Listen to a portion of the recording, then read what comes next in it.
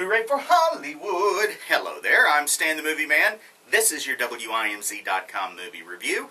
This week, oddly enough, you sent me to see a little art house flick called Jeff Who Lives at Home, which stars Jason Segel, Ed Helms, Susan Sarandon, Judy Greer, and others, as opposed to some little movie called The Hunger Games. Who knows? I haven't heard of it.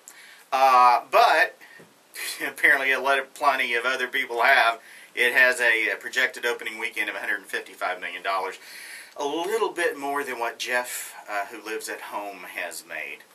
Let's talk about the movie that I saw, Jeff Who Lives at Home. The title character lives at home in his mother's basement. And it's played by Jason Segel. He has a brother named Pat, played by Ed Helms, who's a bit of a douchebag, who's married to a sweet but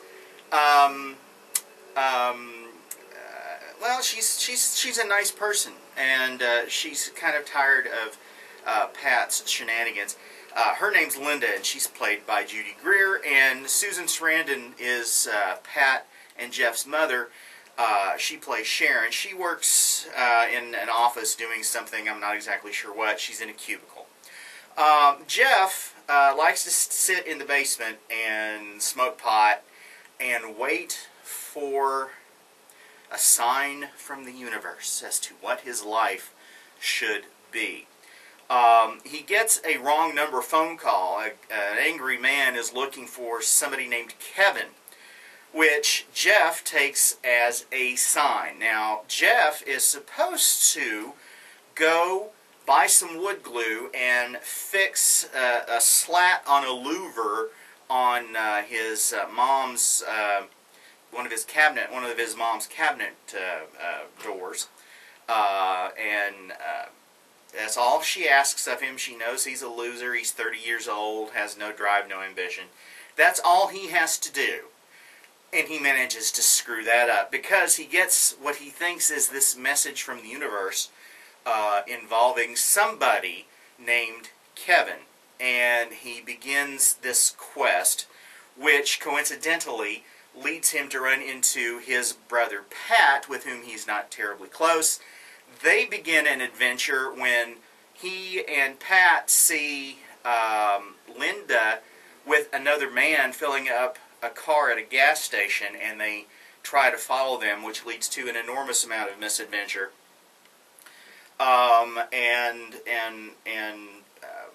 By the end of the film, everyone has discovered their way in the universe.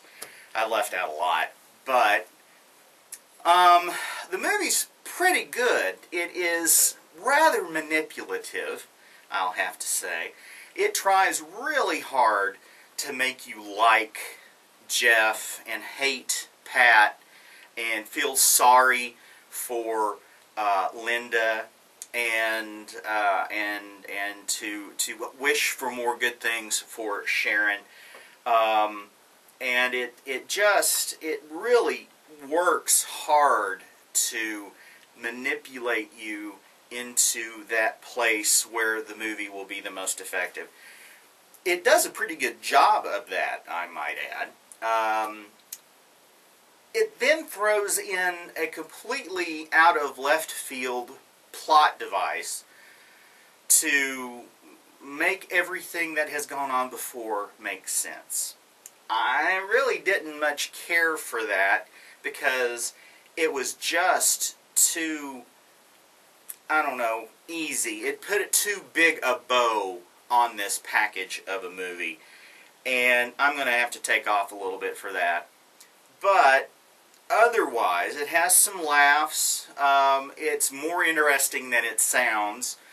And I'm going to give it 4 guitars. It's not a bad little movie. If you're into character studies and you know, that lovable loser who really is more right in his life than all of the career-driven, you know, usual pathway through life kind of folks that surround him, then this is going to be your kind of movie. Although, to be quite honest, I am getting a little sick of that kind of plot, because it's being done a lot here lately. Go to WIMZ.com and read my complete review as well as to vote on the movie that I'll see next time. If you have any questions or comments, feel free to send them to me. Stan the Movie Man at att.net. You can also follow me on Twitter and get my During the Closing Credits one-line review. I'm at Movie Man Stan. That's on Twitter. Till next time, later.